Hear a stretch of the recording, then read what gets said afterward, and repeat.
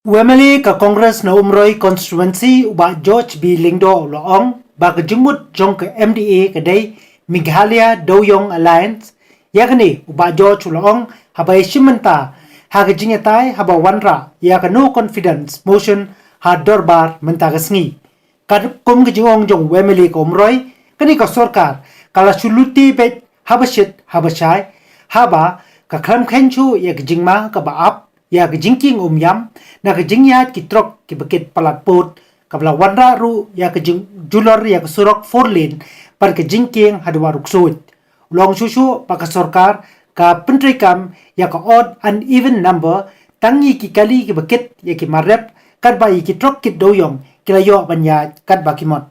So when we glance at definition of governance, it's defined to refer to the structures and processes that are designed to ensure accountability, transparency, responsiveness, to uphold the rule of law, inclusiveness, empowerment, and to broad-based participation of people.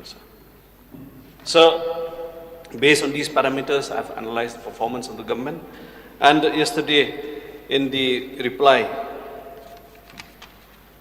to the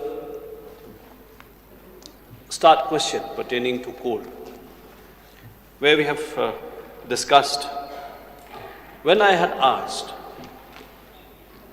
when the 32 lakh metric ton of coal was yet to be auctioned, and the government has informed that legal mining of coal is yet to be allowed, if both these activities have not yet started, where was the coal coming from?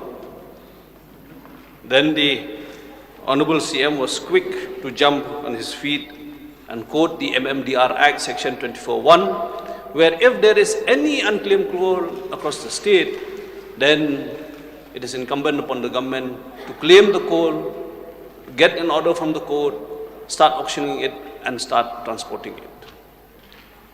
Sir, but then the question arises as to where this coal came from. The CM quoted the act. I asked the source. It means this coal has been dug illegally. Is there an effort to use this section of MMDR to cover up this illegal coal? If there are only 5 to 6 instances of such claims, then why is this endless transportation of coal happening? Out of which my constituency has suffered the most. Now, because of this, the entire Shillong city is suffering.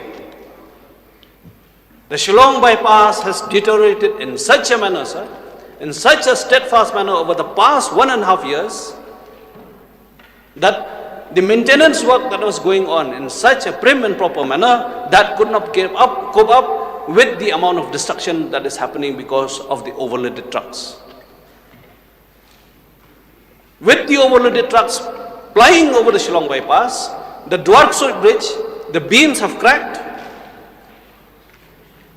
And not only that, the entire 4 lane from Umyam to Jorobar has deteriorated at such a fast speed. Now all those overloaded trucks, they are coming all the way from Shillong, passing to the Umyam bridge. I had raised this matter, sir, right? I have stepped into this house as an elected member. I had cautioned the government on the lifespan of the Umyam bridge. All I got was assurances after assurances. Now all these trucks are piling on there across the Umyam bridge, and if anything happens to the dam, sir, who will take the responsibility? A simple hairline crack, the dam will burst, lives will be lost, connectivity will be lost, and the state will be dragged into darkness. Sir, Bhoirambong block, a new block initiated by the previous government to serve 130 villages, focusing especially on the Block 2 area. 30 months of this government, sir, 5 BDOs. 30 months, 5 BDOs, averaging 6 months per BDO. One BDO to hardly got even the chance to join. Suddenly, a fresh order came from behind. Why is the Community and Rural Development Department so against the people of Umroi and Mauhati? They are sending a poor officer who's already burdened with tasks at Umsning as BDO, already burdened with tasks as a secretary of the district selection committee, already burdened with tasks as an executive magistrate. Now they are sending an officer there who has complained also of not having the time to sit in the block. People travel for hours. They have to wait there at the block for 6-7 hours. Is this governance? Is this good governance? Sir, farmers, I had requested the government to please look into starting of a ginger mission, because in the past 2 years we have suddenly seen that our ginger farmers have suffered a lot. During this pandemic, because of the excessive rains, most of the crop has been destroyed. But then, no reply, no assurances. Even after I write to the executive, they don't even have the courtesy to tell me what is happening. The ginger station there in Umsning has been non-functional. They've been doing all other activities except ginger. When we ask for seeds, no seeds. The ones that are available are of poor quality. Is this governance, sir? Is this how we address the plight of farmers? Sir, during this pandemic, we've been regulated, the vehicles have been regulated on odd-even basis, based on the registration numbers, ending on either an odd number or even number. One thing, sir, till now, farmers cannot come to Shillong because the odd-even regulation is still on.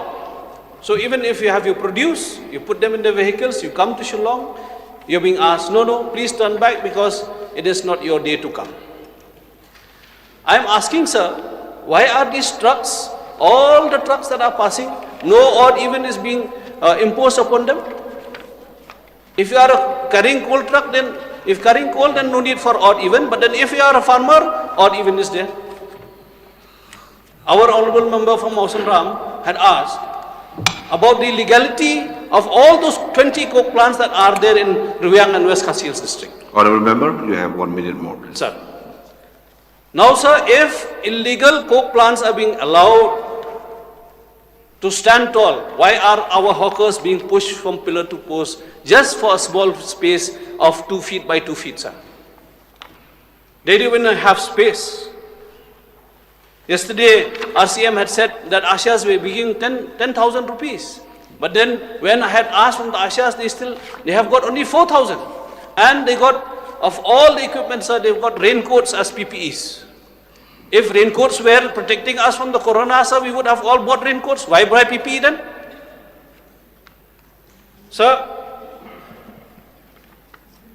recently there was an advertisement of the government asking the returnees, the youth returnees, to file applications to help, so that we can help them to accommodate them in some kind of employment opportunity. When I had put this as a start question, which could not come up for discussion, yesterday CM said, we got 3 crores, and how many youths, sir? 456 only targets. Why are you showing the youths the moon? If there was only 456 to be targeted, why are advertising to an entire state? When there are more than 50,000 youths that have come back from other states, sir?